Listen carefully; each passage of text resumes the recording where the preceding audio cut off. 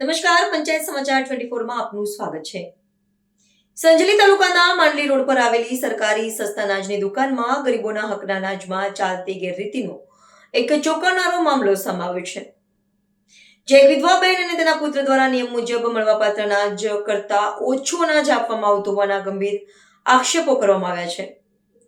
અનોખા વિરોધ રૂપે અરજદારે પોતાના અનાજનું પોટલું માથે ઉચકીને સીધા મામલતદાર કચેરી ખાતે પહોંચીને લેખિતમાં ફરિયાદ નોંધાવી છે. દુકાનદાર દ્વારા મનમાની ચલાવવામાં આવતી હોવાની અને વહીવટી અધિકારીઓના નામે હપ્તો આપતો હોવાના દાવા કરતા હોવાની રજૂઆતના પગલે વહીવટી તંત્રમાં પણ ભારે ચકચાર મચી ગઈ છે. આ સમગ્ર ગંભીર મામલે તંત્ર દ્વારા આગામી સમયમાં કયા પ્રકારની તપાસ હાથ ધરવામાં આવે છે અને શું કાર્યવાહી થાય છે તે હવે જોવું રહ્યું.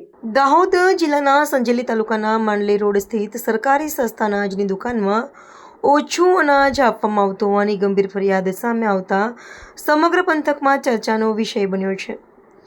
પ્રાથમિક માહિતી મુજબ વિધવા લાભાર્થી લક્ષ્મીબેન રમણભાઈ અને તેમના પુત્ર દ્વારા આ મામલે ગાંધી ચિંધ્યા માર્ગે કે અનોખી રીતે વિરોધ નોંધવામાં આવ્યો હતો.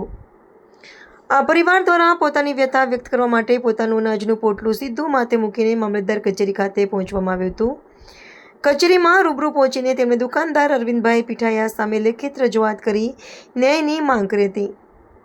અરજીમાં જણાવ્યા અનુસાર માંડલી રોડ સ્થિત આ સરકારી અનાજની દુકાનમાંથી વિધવા લાભાર્થીને નિયમ મુજબ મળવાપાત્ર જથ્થા કરતાં સતત ઓછું અનાજ આપવામાં આવી રહ્યું છે. અરજદારના જણાવ્યા મુજબ 20 કિલો ચોખાની પાવતી કાપવામાં આવે છે, પરંતુ વાસ્તવિકતામાં માત્ર 18 કિલો ચોખા જ આપવામાં આવે છે. તેવી જ રીતે 15 કિલો ઘઉંની પાવતી સામે માત્ર 13 કિલો ઘઉં આપવામાં આવતો હોવાનો ગંભીર આક્ષેપ આ લેખિત અરજીમાં કરવામાં આવ્યો છે. આ દરમિયાન અરજદારે વધુમાં જણાવ્યું છે કે આ મુદ્દે અગાઉ પણ દુકાનદાર સાથે 3 વખત બોલાચાલી અને રકઝક થઈ ચૂકી છે. અગાઉ થયેલી બોલાચાલી અને મૌખિક રજૂઆતો છતાં પરિસ્થિતિમાં કોઈ જ સુધારો થયો ન હતો અને દર મહિને ઓછું અનાજ આપવાનું ચાલુ જ રહ્યું હતું. ગરીબો, વિધવા બહેનો અને જરૂરિયાતમંદોના હકના અનાજમાં પ્રકારે સતત ગેરરીતિ થઈ રહી હોવાનો આક્ષેપ અરજદાર દ્વારા કરવામાં આવ્યો છે. સૌથી ગંભીર બાબત એ છે કે અરજદારે લેખિતમાં એવું પણ જણાવ્યું છે કે દુકાનદાર પોતે મામલતદારનો હપ્તો આપતો હોવાનો દાવો કરીને પોતાની મનમાની ચલાવી રહ્યો છે.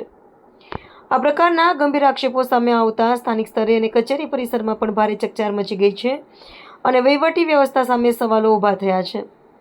આ સમગ્ર પ્રકરણમાં અરજદાર દ્વારા પુરવઠા મામલતદાર સમક્ષ લેખિત અરજી આપીને ત્વરિત અને નિષ્પક્ષ તપાસ કરવાની માંગ કરવામાં આવી છે. સરકાર દ્વારા ગરીબો અને જરૂરિયાતમંદ પરિવારો માટે ફાળવવામાં આવતો અનાજનો હક તેમને પૂરેપૂરો મળે તે સુનિશ્ચિત કરવા માટે સત્વરે પગલાં લેવા રજૂઆત કરાઈ છે. જો આક્ષેપો સાચા સાબિત થાય તો જવાબદારી સમૂહ સામે કાયદેસરની કડક કાર્યવાહી થવી અત્યંત જરૂરી હોવાનું સ્થાનિકો માની રહ્યા છે. પુરવઠા મામલતદાર કચેરી દ્વારા લેખિત અરજીના આધારે આગામી દિવસોમાં કયા પ્રકારની તપાસ હાથ ધરવામાં આવે છે અને દોષિતો સામે શું પગલાં લેવાય છે તેના પર સૌની નજર ટકેલી છે. અત્રેના દાહોદ જિલ્લામાં સંજેલી તાલુકામાં એક સોશિયલ મીડિયાના વિવિધ માધ્યમો દ્વારા અમને જાણ થઈ હતી કે એક વિધવા બહેન છે સંજેલી તાલુકામાં સંજેલી મામલતદાર ઓફિસે અનાજનું પોટલું એમને જે મળ્યું હતું એ લઈને પહોંચેલા હતા અને અનાજ ઓછું આપવા બાબતની ફરિયાદ કરેલી હતી.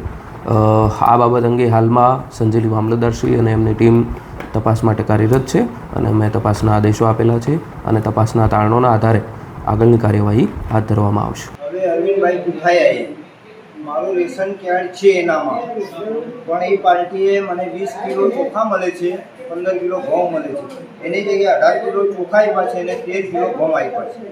અમે મામલતદાર સાહેબને રજૂઆત કરી અને ફોન દ્વારા બી મામલતદાર સાહેબને મેં રજૂઆત કરી છે, પણ મામલતદાર સાહેબ ફિલ્ડમાં ગયેલા છે, એની એક્શન લેવાની જ અમે અરજી આપી છે. પણ હવે મામલતદાર સાહેબને એટલી રજૂઆત છે કે એ પાર્ટીને બોલાવીને એવું કહે છે કે અમે મામલતદારને હપ્તા આપીએ છીએ એટલે 2 કિલો અમે ઓછું આપીએ છીએ. અરવિંદભાઈ પીઠાયા એમ કહેવા માંગે છે. બરાબર, તો હવે મામલતદાર સાહેબને મેં ફોન કરીને કીધું કે અમે હરુભરું એને બોલાવું છું અને તું અમે સોશિયલ મીડિયાવાળાને તું બધાને બોલો, હું જવાબ આપું છું એમ કહે છે મામલતદાર સાહેબ. રિપોર્ટર દિલીપભાઈ સંજીવ.